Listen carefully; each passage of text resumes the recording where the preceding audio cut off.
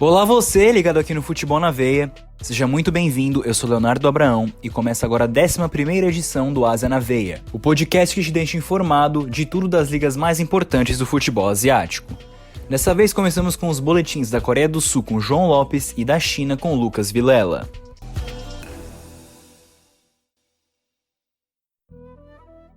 Olá, vamos começar aqui com o boletim da Coreia do Sul. A K-League continua a 1000 por hora, mas parece que o líder Ulsan Hyundai embalou de vez. O time chegou a 35 pontos com mais uma vitória e está a 3 de diferença do Jeonbuk Motors, segundo colocado com 32, e ambas as equipes venceram nesse fim de semana, né? O Ulsan Hyundai venceu por 2-1 o Busan Park e não tem jeito. O artilheiro do campeonato Júnior Negrão com 18 gols marcou de novo e olha que ele começou no banco, hein, rapaziada. O brasileiro tem estrela, tá brilhando em campos asiáticos e garantiu mais uma vitória para sua equipe. Aos 38 do segundo tempo, ele foi lá, conferiu e deu a vitória para o seu time. Aumentou, né, garantiu a liderança, né, assegurou a liderança do seu time num jogo dificílimo em casa, né? Fora de casa, perdão. Já o Jeonbuk Motors, time do Gustagol, nova sensação do futebol sul-coreano também, venceu o tradicional Pohang Steelers por 2-1. E o brasileiro, apesar de ter passado em branco e ter entrado no segundo tempo, deu uma assistência. Lembrando que semana passada o Gustagol já fez um hat-trick em menos de 20 minutos. O brasileiro agora tem 2 jogos, 4 gols e uma assistência pelo Jeonbuk Motors, segundo colocado do Campeonato Sul-Coreano. Bom, eu sou o João Lopes, esse foi o boletim sul-coreano dessa semana aqui do Ásia na Veia. Ni hao a todos que estão nos ouvindo. O boletim chinês desta semana conta sobre notícias da CSL 2020. Nesta quinta-feira 30, começou a segunda rodada da CSL, o campeonato chinês.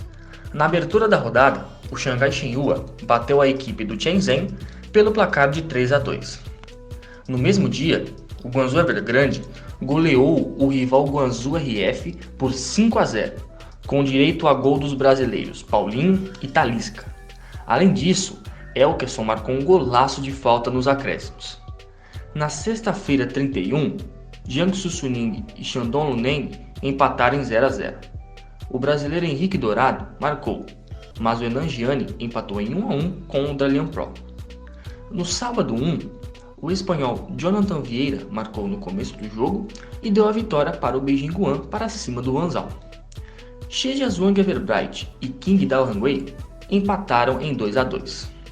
No domingo 2, o CPG fez 4-0 no Ebay Fortune, com 2 gols de Arnautovic e do brasileiro Ricardo Lopes. No encerramento da rodada, Dang Dai e Teda ficaram no 2-2. O líder do grupo A, que é sediado em Dalian, é o octacampeão Guangzhou Evergrande, com 6 pontos. Já pelo grupo B, localizado em Suzhou, CPG e Beijing Guan estão empatados com 6 pontos cada. Este foi o boletim chinês desta semana. Eu sou Lucas Vilela para o Ásia na Veia.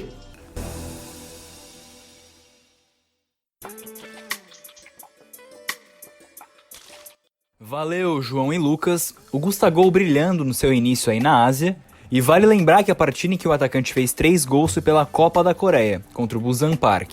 Pela K-League ele também já marcou, como o João trouxe semana passada. Então em 3 jogos ele acumula 4 gols e uma assistência. E quem não para de brilhar também é o atacante Júnior Negrão, artilheiro isolado da K-League com 18 gols. 8 gols a mais que o alemão Stanislav Ijuchenko, do Pohang Steelers. Já na China, a CSL engatou de vez. O Guangzhou Evergrande começou mais uma vez mostrando sua enorme força e favoritismo, e lidera o grupo A de maneira isolada. Já no grupo B, Xangai SPG e Beijing Guan são os únicos 100%. O artilheiro do chinês até aqui é Ricardo Lopes, inclusive veio do Jeonbuk Motors lá da Coreia. O brasileiro tem 4 gols em 2 jogos. Agora seguimos com a Larissa Azevedo, que traz tudo do futebol australiano, e Gabriel Santos, do japonês.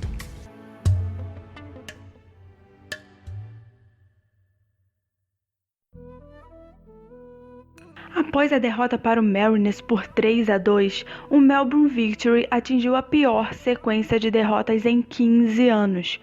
O resultado também garantiu que os Mariners conquistassem vitórias consecutivas contra times grandes da A-League. Mas apesar do desempenho da partida, Mariners segue em último lugar na classificação do campeonato. Além deste jogo, no último final de semana também aconteceu a vitória de Melbourne City em cima de Sydney por 2-0. Também teve o Adelaide United vencendo Pretty Glory por 5-3. E pelo placar de 1-0, Newcastle levou a melhor contra o Ulster United. Já a vitória do Ulster Sydney por 1-0 contra o Phoenix ficou marcado pela lesão do atacante Nikolai Miller. Apesar da lesão azedar a vitória do Wanderers, a equipe e o técnico Jean Paul mantêm vivas as esperanças de jogar nas finais da A-League. Larissa Azevedo para o Ásia na Veia. Konnichiwa, amantes do futebol japonês. Sejam bem-vindos a mais uma edição do podcast Ásia na Veia. Eu sou Gabriel Santos, vamos falar um pouco sobre a J-League. A J-League que teve sua 8ª rodada disputada no último sábado, e uma rodada que só deu visitante, hein? Não tivemos nenhuma vitória de mandante nos jogos. Vamos aos estados. O Yokohama Marinos venceu o Vegalta Sendai por 1-0. O Kashiwa Reysol venceu o Nagoya Grampus por 1-0. Nagoya Grampus time do Jô. Sanfrecce Hiroshima 2, Yokohama 0. Sagan Tosu 3, Tóquio 2.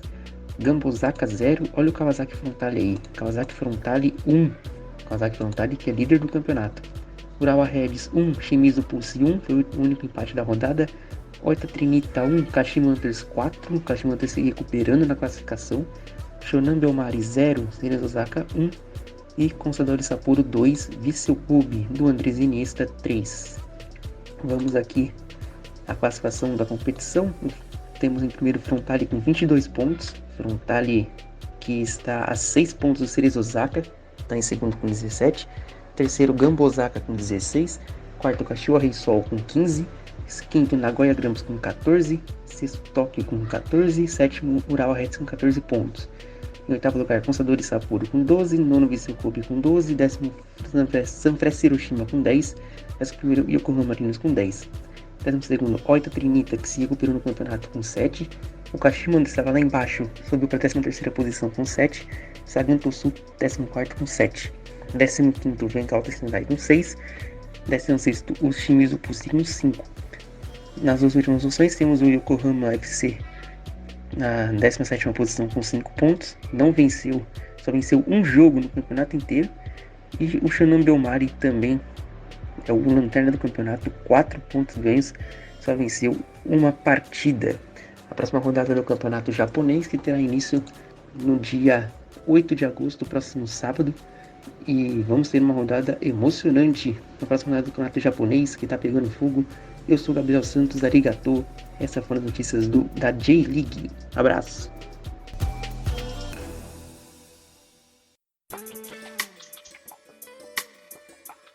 Valeu, Larissa e Gabriel. O líder Sydney FC acabou derrotado na última rodada, mas ainda segue com enorme vantagem para o segundo colocado. A classificação da A-League segue meio bagunçada, já que há equipes com 22 jogos e outras já com 26.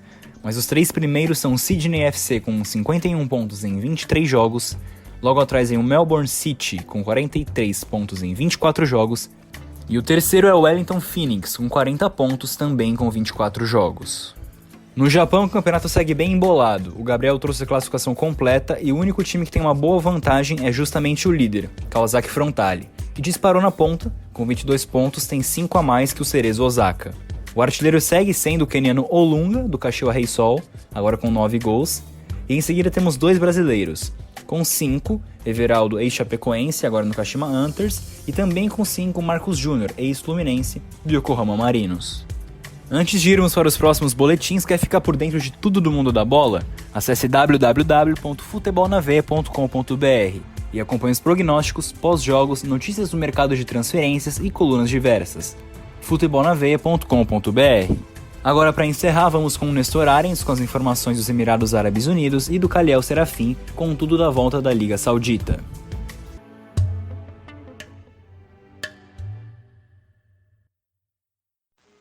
Salam a todos! O Boletim Miradense desta semana traz informações sobre a seleção do país. O atacante do Al Ain, Caio Canedo, foi diagnosticado com coronavírus e está fora da sessão de treinos da equipe nacional dos Emirados Árabes que ocorre na Europa neste mês. O jogador, que completa 30 anos na próxima semana, testou positivo para a Covid-19 e deverá se manter isolado em sua casa. Caio se destacou no Brasil jogando pelo Botafogo no início desta década, mas também teve passagem por Figueirense, Internacional e Vitória.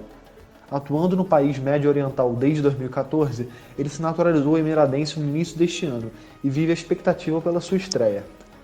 Ainda sobre a seleção de futebol dos Emirados, o novo treinador, o colombiano Jorge Luiz Pinto, anunciou a lista dos selecionados que tinha mais um brasileiro naturalizado, além de Caio. Trata-se de Fábio Lima, ex-jogador do Atlético Goianiense e Vasco. Fábio é o camisa 10 de ídolo do Al-Assalá, onde atua desde 2014 e irá realizar nos seus primeiros treinos e jogos pela seleção, já que também se naturalizou no início deste ano. Em busca de uma preparação às partidas das eliminatórias asiáticas, a seleção dos Emirados Árabes Unidos irá fazer uma viagem à Sérvia, onde realiza uma espécie de pré-temporada do dia 5 ao dia 23 de agosto, já que a Liga Nacional de Clubes volta com tudo no mês de setembro. Assim, a equipe de Jorge Luiz Pinto receberá a Malásia no dia 8 de outubro e depois enfrenta a Indonésia, em Jacarta, no dia 13 do mesmo mês. Este foi o Boletim Miradense. Eu sou Nestor Arens para o Ásia na Veia. Aban a todos que estão nos ouvindo. O Boletim Saudita desta semana tem somente uma pauta: o retorno do futebol saudita. O que estampa os jornais e sites sauditas não é nada menos que a volta da Saudi Pro League, a liga profissional de futebol da Arábia Saudita. Enquanto no Brasil teremos clássicos estaduais como Derby Paulista e Grenal, na Arábia Saudita vai ter o clássico do país que pode definir o restante da Liga Nacional, e ele é Al Hilal e Al Nassr na quarta-feira à noite. Al Hilal, do italiano ex-Juventus Giovinco e de Cuellar, ex-Flamengo, são os líderes do campeonato com 51 pontos em 22 rodadas. Caso vença, chegará a 54 pontos, 9 a mais que o vice-líder. Pelo outro lado, tem o Al Nassr de Juliano, ex-Inter e ex-Grêmio, e do ex-Corinthians e ex-São Paulo, Petros. A equipe é a segunda colocada com 45 pontos, 6 atrás do rival Al Nassr. Apesar da volta, ainda terá medidas de precaução às partidas. O jogo não terá torcida e ainda nos dias de jogos os estádios serão desinfectados, incluindo vestiários e corredores e até mesmo as bandeiras de escanteio. Bem, eu sou Caleb Serafim e esse foi o Boletim Saudita desta semana para o Ásia na Veia.